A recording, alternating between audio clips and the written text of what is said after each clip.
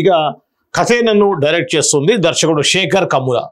నా కెరీర్లోని musical love story చిత్రాలు black బస్టర్గా నిలిచాయి. దీంతో నాపై ఓ మార్క్ పడింది. కానీ కథకు ఏం కావాలో అదే చేశాను. లీడర్ చాలా నిజాయితీగా చెప్పిన కథ. ఆ కథలో లవ్ స్టోరీ, మంచి పాటలు పెట్టాలనుకోలేదు. హ్యాపీ డేస్ కాలేజీ స్టోరీ కాబట్టి కాలేజీ స్టోరీలానే ట్రీట్ చేశాను. కుబేరా సినిమా కూడా అంతే. ఈ కథకు కావాల్సిందే చేశాను. చెప్పాలంటే నేను కథకు డైరెక్ట్ చేయడం కాదు, కథే నన్ను డైరెక్ట్ చేస్తుంది అని అన్నారు దర్శకుడు శేఖర్ కమ్ముల. ధనుష్, నాగార్జున హీరోలుగా నటిస్తున్న చిత్రం కుబేరా. రష్మిక మందన్న, జిమ్. సో దీనికి సంబంధించినటువంటి కుబేరా సినిమాలో ముంబై నేపథ్యంలో సాగుతుంది. తెలుగు, తమిళ భాషల్లో ఈ సినిమా చిత్రీకరించాం. ఒక సూపర్ రిచ్ ప్రపంచం, ఇంకొకటి అట్టడుగున ఉండే ప్రపంచం. ఇలా రెండు విభిన్నమైన ప్రపంచాలను ప్రేక్షకులు చూస్తారు. తనకు ఏమీ వద్దని, ఏ ఆశ లేదని ఒక బెగ్గర్, ఈ ప్రపంచంలోని అన్ని తనకే కావాలనుకునే ఒక బిలియనీర్ మధ్య ఉండేటువంటి కాన్ఫ్లిక్ట్ ఈ సినిమాలో ఆసక్తికరంగా ఉంటుంది. సింపుల్గా చెప్పాలంటే బెగ్గర్ వర్సెస్ బిలియనీర్. ఈ తరహా కథలను చెప్పినప్పుడు పేదవారే గెలుస్తుంటారు. కానీ అది ఎలా ప్రజెంట్ చేశాం అన్నది ఈ సినిమాలో చాలా ఆసక్తికరంగా ఉంటుంది. ఎమోషనల్ థ్రిల్లర్గా ఉంటుంది సినిమా. మనం, ఊపిరి వంటి సినిమాల్లో డిఫరెంట్ వేరియేషన్స్ ఉన్న పాత్రలో నాగార్జున గారు నటించారు. కుబేరాలో కూడా ఆయన కొత్తగా కనిపిస్తారు. ఈ సినిమాలోని పాత్రలో ఆయన ఇమిడిపోయిన తీరు అద్భుతం. ఇక ఈ చిత్రంలోని దేవా పాత్రలో ధనుష్ సూపర్గా నటించారు. ధనుష్ బెగ్గర్గా కనిపిస్తారు. దేవా పాత్రలో ధనుష్ గారిని తప్ప ఆడియన్స్ మరొకరిని ఊహించుకోలేరు. రష్మిక మందన్న తన యాక్టింగ్తో ఈ ఆడియన్స్ని సర్ప్రైజ్ చేస్తుంది. బాలీవుడ్ నటుడు జిమ్ సర్ఫ్కు తెలుగులో రాకపోయినా తెలుగులో డైలాగ్స్ను బట్టి మరి చక్కగా చెప్పారు. నా గత చిత్రాల్లో పోలిస్తే నా మార్క్ కుబేరా సినిమాలో 10 ఎక్కువగా ఉంటుంది. నా 10 జర్నీని చూస్తున్నప్పుడు ఎమోషనల్గా అనిపిస్తుంది. నా స్నేహితుల దగ్గర డబ్బులు తీసుకొని సినిమాలు తీసిన రోజులు నాకు ఇంకా గుర్తున్నాయి. కానీ ఎక్కడా ఎదురు దెబ్బలు తగలేదు. అది నా అదృష్టం. సినిమాల లాభాల విషయానికి కూడా నాకు ఇంత పర్సంటేజ్ కావాలని ఎప్పుడూ అడగను. పారితోషికం తీసుకున్నాను అంతే. దీనివల్ల చాలా నష్టపోయాను. అయినా బాధ లేదు. ప్రేక్షకుల ప్రేమే నాకు ముఖ్యం. నా కథలన్నీ, నా జీవితం, నేను చూసిన, నాకు తారసపడిన వ్యక్తుల జీవితాల్లో నీ వారివే. ఇక లీడర్ను సీక్వెల్గా ఆలోచన ఉంది. కానీ ఇప్పటి రాజకీయ వ్యవస్థలో ప్రజల్లో మార్పులు వచ్చాయి. ఏదైనా స్ట్రాంగ్ పాయింట్ను పట్టుకోవాలి. ఇక నానితో చేసే సినిమా వర్క్ జరగాల్సి ఉంది. నిజానికి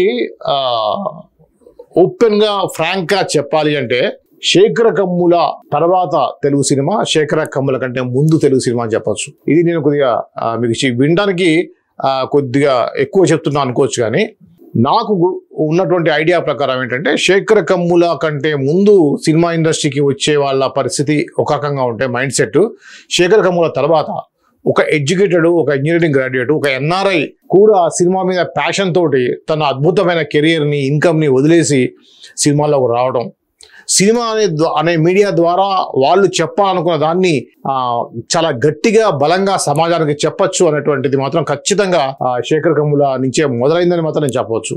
అంతకంటే ముందు కూడా చదువుకున్న వాళ్ళు లేరంటే ఉన్నారు. కానీ ఆ శేఖర్ కమ్ముల మాట్లాడే తీరు కానీ, అది కానీ అసలు ఇతను ఈ సినిమా ఇండస్ట్రీకి సెట్ అవుతాడా అని చాలామంది అనుకున్నారు.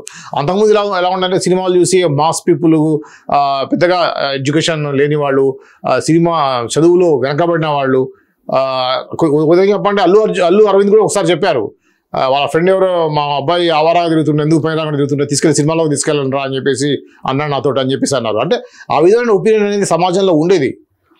తర్వాత అంటే శేఖర్ కమ్ముల తర్వాత అందరూ ఎడ్యుకేటెడ్స్ కూడా ఇప్పుడు మనం చూసామంటే హరీష్ శంకర్ కానివ్వండి, వంశీ పైడిపల్లి కానివ్వండి, సో ఇప్పుడు వచ్చేటువంటి నవతరం దర్శకులందరూ కూడా మంచి ఎడ్యుకేటెడ్ అయ్యండి, సినిమాల మీద, హాలీవుడ్ సినిమాల మీద, సినిమా టెక్నాలజీ మీద మంచి అవగాహనతో వస్తున్నారు. ఈ విధంగా సినిమా ఇండస్ట్రీ మొత్తం కూడా డైరెక్టర్లు కానీ, ప్రొడ్యూసర్స్ కానివ్వండి, టెక్నీషియన్స్ కూడా మంచి టెక్నికల్ వాల్యూస్ తోటి వస్తున్నారు. ఇప్పుడు రత్నవేలు తీసుకోండి, డిప్లొమా ఇన్ ఫైన్ ఆర్ట్స్లో ఫిలిం టెక్నాలజీలో ఆయన డిప్లొమా చేశారు, బ్యాచులర్ ఆఫ్ ఫిలిం టెక్నాలజీ చేశారు ఆయన. సో ఇలా ఎడ్యుకేటెడ్స్, మంచి టెక్నికల్ వాల్యూ ఉన్న వాళ్ళు రావడం వల్లే ఈరోజు మన తెలుగు సినిమా ప్రపంచ స్థాయికి వెళ్ళింది. అంటే దానికి కారణం ఇలాంటి టెక్నీషియన్స్ వల్లే.